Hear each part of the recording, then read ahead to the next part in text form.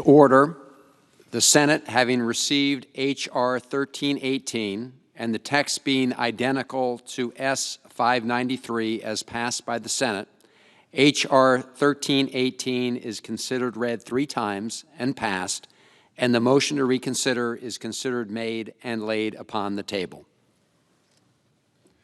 Mr. President. The senator from Alaska is recognized. Mr. President, thank you, and thank you for passing that very important piece of legislation.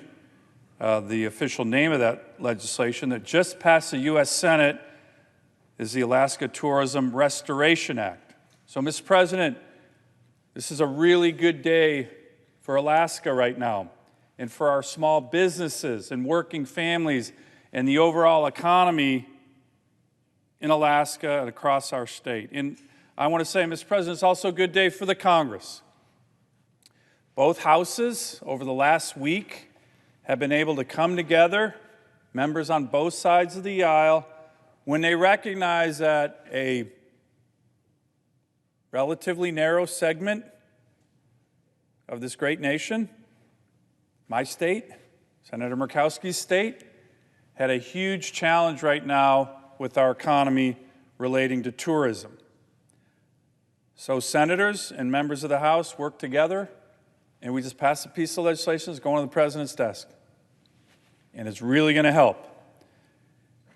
You know, Mr. President, this pandemic has really hurt a lot of our economies in different states. I would say the Alaska economy has been really hammered, the energy sector, the commercial fishing sector, and, of course, our tourism sector.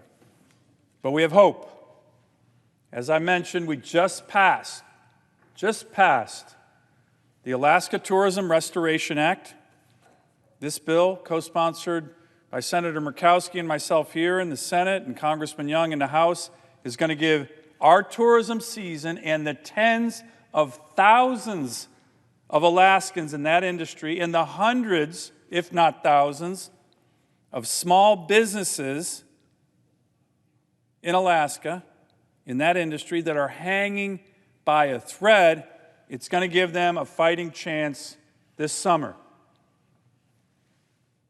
These are businesses whose owners have put their life savings, their hard work, their hopes, their dreams into these small businesses, and many have been on the brink financially because of the pandemic and because the short cruise ship season that drives the tourism economy in Alaska was about to be canceled again this summer.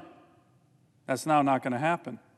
Mr. President, think about these numbers. In 2020, last year, during the pandemic, Alaska was estimated to get, we were supposed to get, prior to the pandemic, a record number of tourists via cruise ships. 1.5 million would have been the all-time record. And of course, in 2020, with the pandemic, none of them showed up, not one. 2021 was shaping up to be the same. Think about that. These small businesses get almost all their revenue during the summer season. That would have been 2 years with no revenues. No small business can withstand that.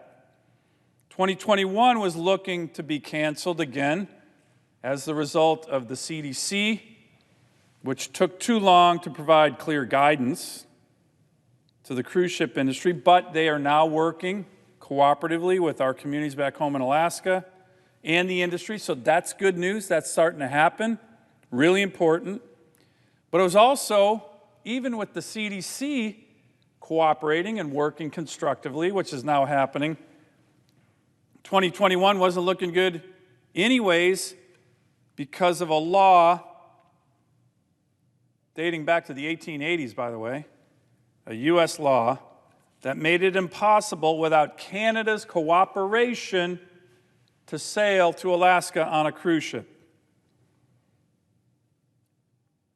Impossible unless we got a bill from Congress passed that would allow cruise ships to sail to Alaska without stopping at a Canadian port. And that is just what we did. That's just what we did.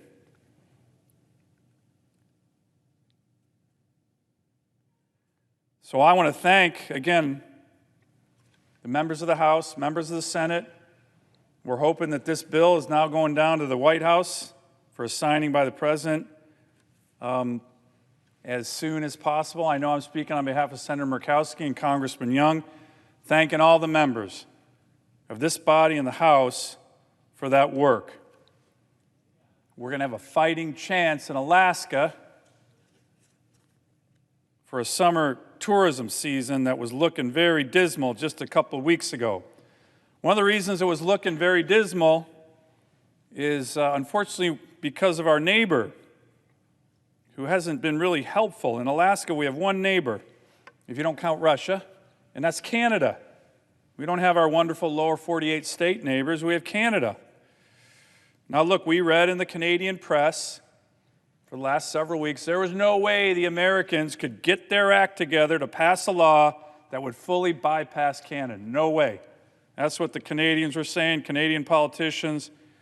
So there wasn't a lot of need to work with us. Well, here's a message to Canada. Never bet against America.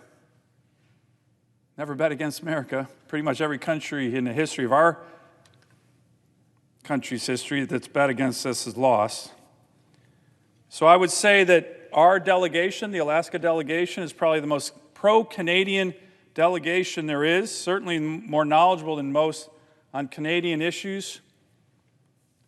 And we work together on all kinds of things, big and small, trade issues, military issues, NORAD issues, mining issues. We, in my view, have a typically great relationship. Alaska-Canada is really strong. But that relationship needs cooperation, collaboration, and on this issue, it really didn't happen. So next time, we ask our Canadian colleagues for cooperation. We think that's important. But we didn't need it, ultimately. So I mentioned, Mr. President, in closing, good news for Alaska, but I will say this to anyone watching on TV, this is good news for America. Why is that? Here's a message to the rest of our beautiful country. Alaska is open for business. Come on up. We are safe. We are healthy. By the way, if you come up, you can get a vaccine. It's open to all tourists. We are beautiful. Breaching whales, soaring mountains, salmon-choked rivers, the best people in the world. It's been a tough year. And now I'm not just talking America, or Alaska, I'm talking the whole country. We know it. Everybody's been at home. And to our fellow Americans, you are ready to get out and see our beautiful nation. Well, come on up and see one of the most beautiful parts of America, really one of the most beautiful parts of the world. Come on up to Alaska. We're waiting there for you. If it's on your bucket list, there's no time like the present to do it.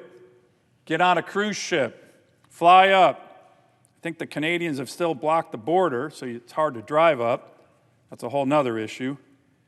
But there will be cruise ships heading up to the great state of Alaska, hopefully by mid-July. In fact, I have a call with several cruise ship executives this afternoon, and I'm going to encourage them in the aftermath of the United States Congress passing this bill, encourage them to rev up their cruise ships and get on up to Alaska soon. We know the demand is high. So to all Americans, we'd love to have you.